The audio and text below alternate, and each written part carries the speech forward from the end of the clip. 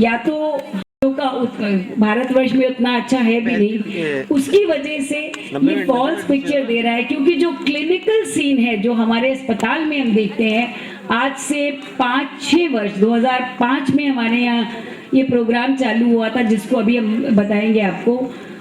आज उसमें दिन पर दिन जो केसेस रिपोर्ट हो रहे हैं, या तो वो ज्यादा आ रहे हैं या फॉल्स डेटा आ रहा है, कुछ ये टैली नहीं कर रहा है इस बात से। तो मैं इस बारे में आपको एग्जैक्टली ये नहीं कह सकती क्या डेटा है, ये हम लोग ऑलरेडी बात कर चुके हैं। ट्रांसमिशन हम ऑलरेडी आपको अच्छे से पता है कि मैक्सिमम जो है वो सेक्सुअल रूट से, बाकी कुछ जो है कुछ ब्लड ट्रांसफ्यूजन से हो सकता है। ये मेरा आप लोगों से अनुरोध था कि ये बेटा बांटने का ये कार्यक्रम बाद में कर लें, थोड़ी सी देर को फोकस करें तो ज़्यादा ठीक रहेगा। ये जो ट्रांसमिशन है, बाकी ब्लड ट्रांसफ्यूजन से, ड्रग की वजह से, इन्फेक्टेड सिरिंज यूज़ करने से, या मदर से चाइल्ड में, या कुछ अनआइडेंटिफाइड है, ये बहुत कम होते हैं, लेकिन होते हैं तो दे डू एग्जिस्ट, एंड ये हमें हमेशा ध्यान रखना चाहिए। ये आपको ऑलरेडी बताया, ऑलरेडी आपने ये सब देख लिया है कि हगिंग के कसे, या एक ही पूल में साथ स्विमिंग कर रहे हैं, या बर्तन एक साथ खाने के शेयर कर रहे हैं, या टॉयलेट्स शेयर कर रहे हैं, जैसे आप अपने यूनिवर्सिटी में इतने लोग जा रहे हैं, या एक दूसरे के साथ बैठे हैं, या बेड शेयर कर रहे हैं, इन सब से HIV नहीं होता। एंड ऑफ कोर्स जो मेन इसका जो वो है कि सेक्सुअल कांटेक्ट से होता है, उसके भी बहुत से प्रोटेक्शन हैं, जैसे कि संयम तो ऑफ कोर्स सबसे इम्पॉर्टेंट है, लेकिन अगर ये चीज़ का ध्यान रखा जाए कि HIV इन्फेक्टेड पर्सन के साथ न हो, वो उस बात का पार्टनर का ध्यान रखना, और अगर हो तो बैरियर मेथड्स यूज़ करके हो, इनको ध्यान रखें तो इसका ट्रांसमिशन कम होता है। फीमेल्स की बात, जो बेसिकली बात मुझे लगता है डॉक्टर प्रवीण आपको खास तौर से बताना चाहते हैं कि महिलाएं क्यों ज़्यादा इफेक्टेड होती हैं, उसके कुछ फैक्टर्स हैं जो आप सब लोगों को जानने आवश्यक हैं, क्योंकि यही एक ऐसी इम्पॉर्टेंट चीज़ें हैं। कुछ बायोलॉजिकल सिस्टम, फिजियोलॉजिकल डेवलपमेंट ऐसे होता है कि ये ज़्यादा HIV के उसके वायरस के कांटेक्ट में आती हैं। फिजियोलॉजिकली ये वनरेबल टू इन्फेक्शन भी ज़्यादा होती हैं, और जैसा अभी पहले भी आपको बताया गया, मेल से फीमेल में ट्रांसमिशन ज़्यादा होता है, वनस्पति एक फीमेल से मेल में, तो इसके रेट्स जो हैं ज़्यादा होते हैं। उसका कारण मेन जो है, जो शारीरिक बनावट लड़कियों की होती है, तो जो उनका वजाइना है उसका सरफेस एरिया भी ज़्यादा होता है, और उसके कांटेक्ट में सीमेन ज़्यादा देर रहता है, तो इसमें इनके चांसेस ज़्यादा होते हैं कि ये अफेक्टेड हो। नॉलेज के वाइज में भी, लिटरेसी के में गर्ल्स बहुत आज प्रोग्रेस कर गई हैं, लेकिन अगर हम कंपेयर करें तो उनकी अभी भी नॉलेज कम है, और उनको जो है क्वेश्चंस पूछने में भी कंपैरेटिवली आप लोग बहुत अच्छे बच्चे हैं, और बहुत ही मैं कहना चाहूँगी, मुझे वाकई बड़ा अच्छा लगा कि आप लोग आके, लड़कियां आगे क्वेश्चन पूछ रही थी, और मैं चाहती हूँ और क्वेश्चन पूछें। लेकिन अगर हम जनरल पब्लिक में देखें तो लड़कियां कम क्वेश्चन पूछती हैं, और जिस वजह से ये प्रॉब्लम होती है ज़्यादा। ये स्लाइड में सिर्फ एक मेन चीज़ देखने वाली बात है। ये स्टडी बता रही है कि अगर हम परसेंटेज देखें, मेल्स को कितनी नॉलेज है और फीमेल्स को देखें, तो देयर इज़ अ सिग्निफिकेंट। लेकिन जिस जगह एजुकेशन ज़्यादा है, जैसे आंध्र प्रदेश और केरल, 100% जहाँ लोग एजुकेटेड हैं, वहाँ देखिए मेल्स और फीमेल्स में जो नॉलेज है वो बराबर है, उसमें कोई डिफरेंस नहीं है। ये केवल इसलिए मैंने लगाई थी। सेक्सुअली ट्रांसमिटेड इन्फेक्शंस जो यूजुअली आपस के कांटेक्ट में से ही होते हैं, वो अगर हो जाते हैं तो उनमें चांसेस ऑफ HIV होने का और ज़्यादा बढ़ जाता है। और जैसे मैंने कहा, बायोलॉजिकली इस तरीके से हो जाता है कि उसमें हेल्थ प्रॉब्लम्स ज़्यादा हो जाती हैं। सेक्सुअल एक्सप्लॉयटेशन के भी चांसेस फीमेल्स के ज़्यादा हैं, वायलेंस ज़्यादा होती है, इंजरी हो सकती है उस वायलेंस में, और जिससे चांसेस ऑफ HIV इन्फेक्शन बढ़ जाते हैं।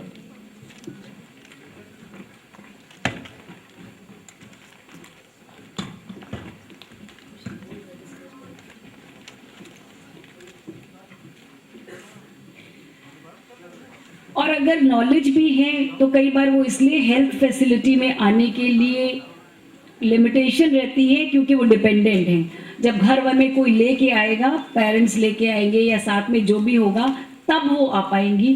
तो ये कुल मिला के सब रीजंस ये हो जाते हैं कि हमारे यहाँ जेंडर बेस्ड इक्वालिटी भी होती है। आज की डेट में भी हम कितने भी पढ़े लिखे हैं, और आप सब अंदर जानते हैं कि जब लड़का पैदा होता है तो जो हम तो हॉस्पिटल में काम करते हैं, तुरंत मिठाइयाँ बंटने लगती हैं, सबके चेहरे खिल जाते हैं। और जब आप बताइए कि लड़की हुई है जी, एक थोड़ी सी आर्टिफिशियल स्माइल जो है ना, हाँ जी जी जी बहुत अच्छा है, आप सही कह रही है कि लक्ष्मी आई है। ये आज भी होता है और पहले भी होता रहा है। So these gender based equalities आज भी कर रही हैं, और इन सब का रिजल्ट ये हो रहा है कि हमारे बच्चे, लड़कियां फाइनेंशियली भी डिपेंडेंट हैं, अदरवाइज डिपेंडेंट है, नॉलेज भी कम मिल पाती है, तो उसकी वजह से वो ज़्यादा इफेक्टेड होती हैं।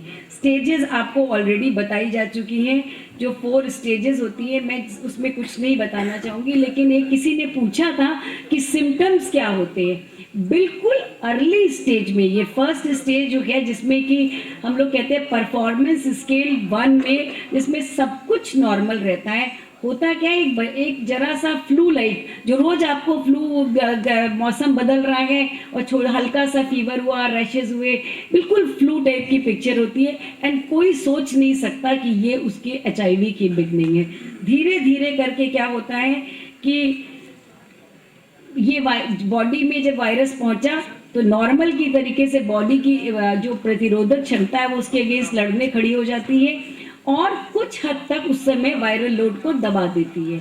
इस पीरियड में, इसी को कहते हैं विंडो पीरियड, जिसमें यूजुअली 4 to 6 वीक्स होता है, कभी कभी 3 मंथ्स तक भी जा सकता है। जिसमें ये सवाल अभी किसी ने बड़ा अच्छा पूछा था कि HIV, एक तो ये कि इस समय वो विंडो पीरियड में पॉजिटिव है, ये चीज़ नहीं पता चल पाती है। लेकिन ये बात सही है जो क्वेश्चन अभी रेज करा, सच बात ये है कि हम लोग को भी इस बारे में थोड़ा सा सोचना पड़ा कि ब्लड डोनेशन अगर इस स्टेज में होता है तो क्या होगा। चांसेस तो इस बात की है कि उसका वायरल लोड पूरी तरह दबाव, बॉडी की प्रतिरोधक क्षमता ने दबा रखा है, तो चांसेस ऑफ इन्फेक्शन बहुत कम है। लेकिन इसे नेग्लेक्ट नहीं करा जा सकता। मतलब टू बी ऑनेस्ट, वो जिस बच्चे ने पूछा था, आई वुड से कि वो बहुत ही इंटेलिजेंट क्वेश्चन था। क्या वो खड़े हो सकते हैं अगर यहाँ पे जिन्होंने पूछा था, जिस बच्चे ने क्वेश्चन पूछा था ब्लड के लिए? खैर वो चले गए, कोई बात नहीं। लेकिन वो अच्छा बहुत ही आपने इंटेलिजेंट क्वेश्चन पूछा था। आप लोगों ने हम लोग को भी थोड़ी देर के लिए सोचने पे वो करा कि क्या ये वाकई इसमें होगा। So there are some probabilities are there that it can transmit the infection. Second stage में केवल इतनी चीज बात करनी है कि वो एसिम्टोमेटिक होता है, सब नॉर्मल काम कर सकता है। कोई एक स्टेज अब 4 to 6 से अब 10 साल तक चलती रहती है, और बॉडी की जितनी अच्छी आप अपनी हेल्थ की केयर करिए तो चांसेस हो जाते हैं कि काफ़ी नॉर्मल रहेगा। थर्ड स्टेज में आके सिम्टोमेटिक होता है, और जिसमें परफॉर्मेंस स्केल जो है 50% पे आ जाता है। 50% टाइम बेड रेस्ट लेना पड़ता है, कोई ना कोई बीमारी कुछ ना कुछ लगी रहती है। And of course fourth stage, जिसमें कि थर्ड स्टेज में जो अपॉर्चुनिस्टिक इन्फेक्शंस लगे थे वो अब हावी होने लगते हैं, and this is a full fledged clinical AIDS presentation, और जिसमें CD4 काउंट बहुत लो हो जाता है, इम्यूनिटी बहुत कम हो जाती है, हर ट्यूबरकुलोसिस से लेके कैंसर डिजीजेस हावी हो जाती हैं, और कभी भी इसमें इसका रिजल्ट ऑफ कोर्स आउटकम आप लोगों को पता है। डिफरेंट सिम्टम्स जो आप लोग ऑलरेडी पूछ चुके हैं। महिलाओं से रिलेटेड फिर एक स्पेशल बात कि महिलाओं में विशेष रूप से क्या सिम्टम्स होंगे। इनमें इन्फेक्शन जैसे बताया बहुत कॉमन होते हैं, तो इनमें यूजुअली हम लोग देखते हैं अगर रिकरेंट वेजाइनल इन्फेक्शंस हो रहे हैं, बार बार हो रहे हैं और वो दवा देने के बाद ठीक नहीं हो रहे हैं या टेम्परेरीली ठीक होके फिर हो जा रहे हैं, तो यहाँ पे तुरंत देखना पड़ता, अलर्ट होना पड़ता है कि HIV कराना ज़रूरी है। अगर उनको पेल्विक इन्फेक्शन, जिसे कॉमन भाषा में कहते हैं कि लोअर पेड़ू में सूजन आ गई है और दर्द रहता है, ऐसी समस्या अगर बार बार आ रही है तो ये भी हो सकती है। हर्पीज सिंप्लेक्स वायरस जो इन्फेक्शन, अभी आपने हर्पीज का एक चित्र भी देखा था, ये लेडीज को उनके जेनाइटल ऑर्गन्स के पास भी हो सकता है। इवन ह्यूमन पैपिलोमा वायरस जो कि फिर कैंसर कर सकता है, वो महिलाओं में, इनफेक्ट महिलाओं में सर्वाइकल कैंसर भारतवर्ष में बहुत बड़ा कारण है महिलाओं की मृत्यु का, ये भी उससे हो सकता है। और एक और चीज़ है कि अगर CD4 काउंट बहुत कम होने पे माहवारी, मेंस्ट्रुअल एब्नॉर्मलिटीज, माहवारी में भी चेंजेस आ सकते हैं, ये पर्टिकुलरली महिलाओं के लिए। तो मुख्य बात ये है, रोल तो ठीक है कि क्या क्या हो सकता है, अब हमें उसके लिए करना क्या है। महिलाएं एक बहुत इम्पॉर्टेंट की रोल इसमें कर सकती हैं। वाई, कैसे? Learn to say no. I want to emphasize this, learn to say no. The 2-letter word NO is very very significant in your life. कब नो कहना है ये अगर आपको पता है तो 99% प्रॉब्लम्स आप से अपने आप को बचा लेंगी। सिचुएशंस लाइफ में ऐसी आएगी जहाँ पे कई बार आपको वो फर्म डिसीजंस लेने पड़ेंगे जिनमें आप शेकी होगी और जिनमें आपको लगेगा ये करे से ये हो जाएगा, ये करने से हो जाएगा। बट अगर आप एथिकली, मॉरली, स्पिरिचुअली स्ट्रांग हैं तो आपको ये डिसीजन लेने में आसानी होगी and you can say firmly no. अपने माइंड से काम करिए, उस समय दिल के, हार्ट से काम ना करें, तभी आपकी सेफ्टी है इसमें। Never say yes when you want to say no. ये बात एक महिलाओं में विशेष रूप से अंदर एक इंस्टिंक्ट होती है कि अक्सर दिमाग आपके अंदर से आएगा you want to say no, but आप हेसिटेशन में और इनहिबिशंस में और डर के, शाइनेस में नहीं कह पाए नो।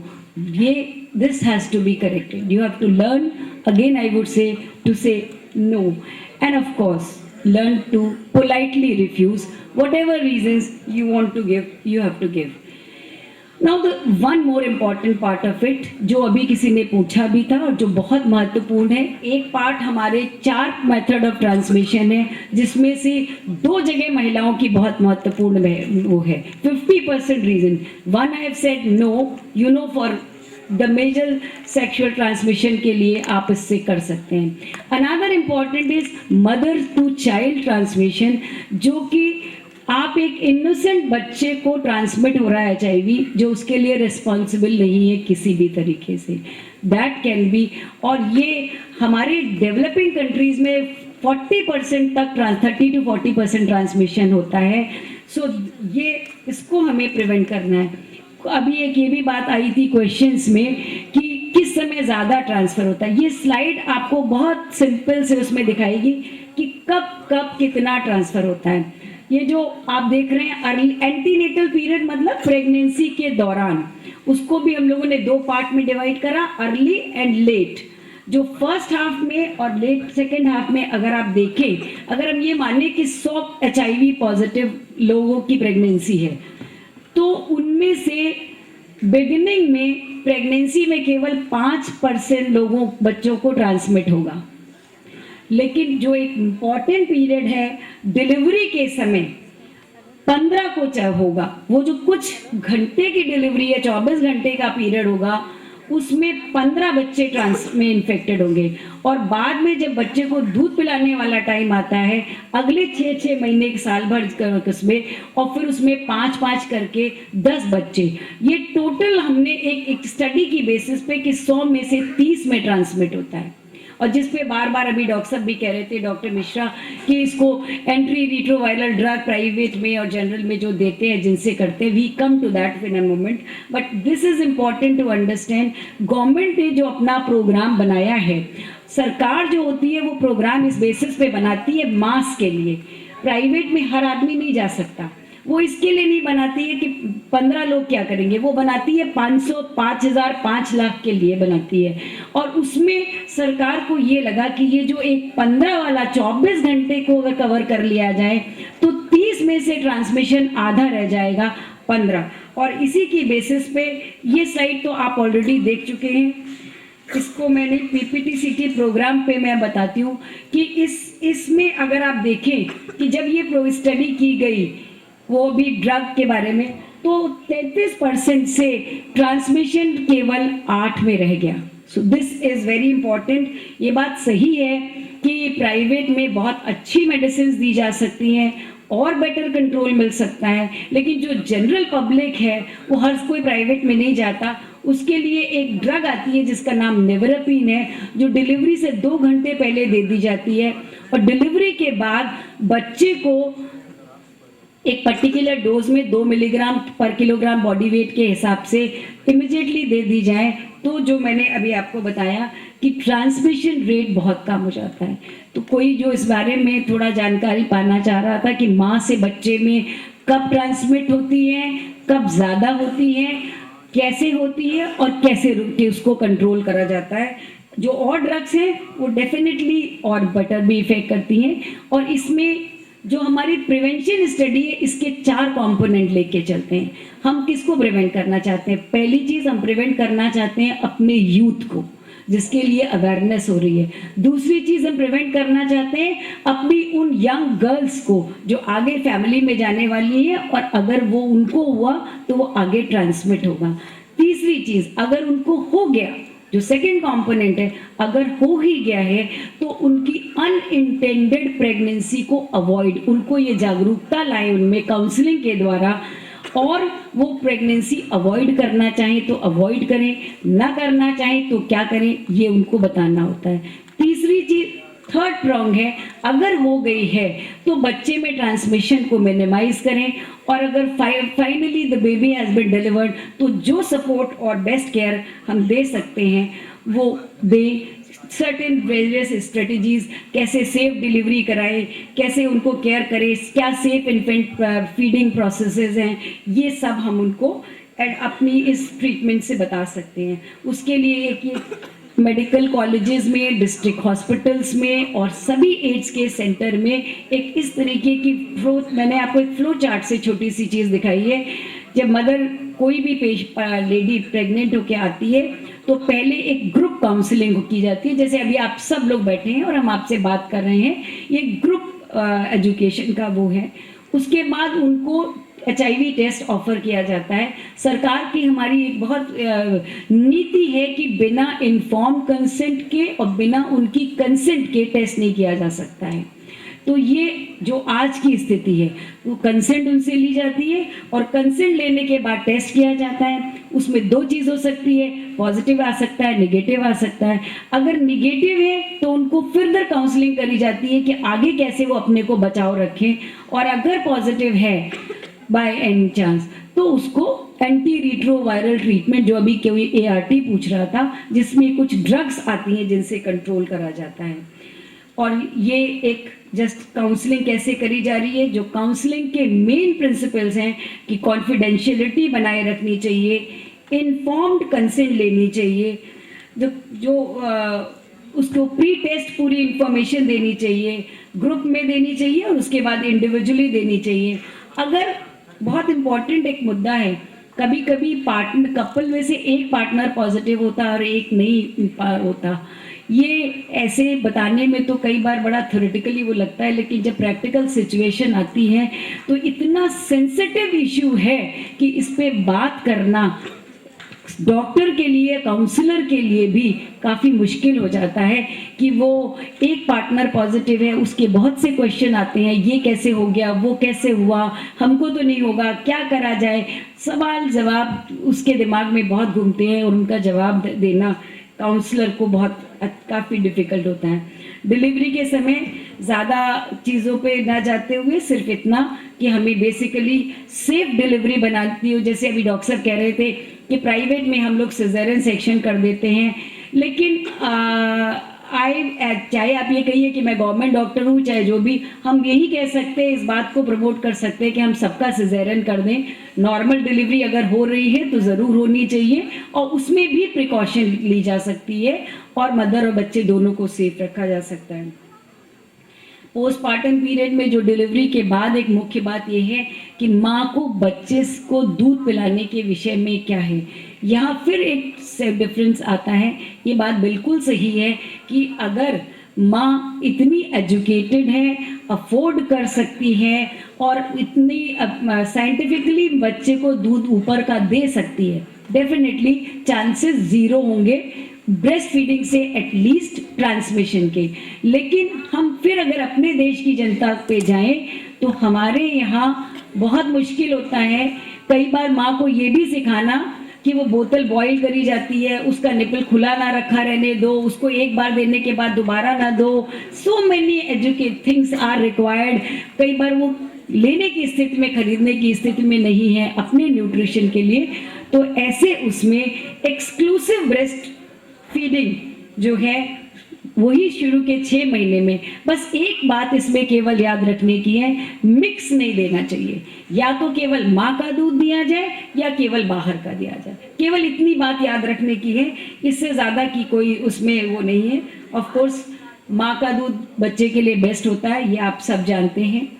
और प्रिवेंशन के लिए जो अभी एक नीडल स्टिक इंजरी की बात हो रही थी, तो यूनिवर्सल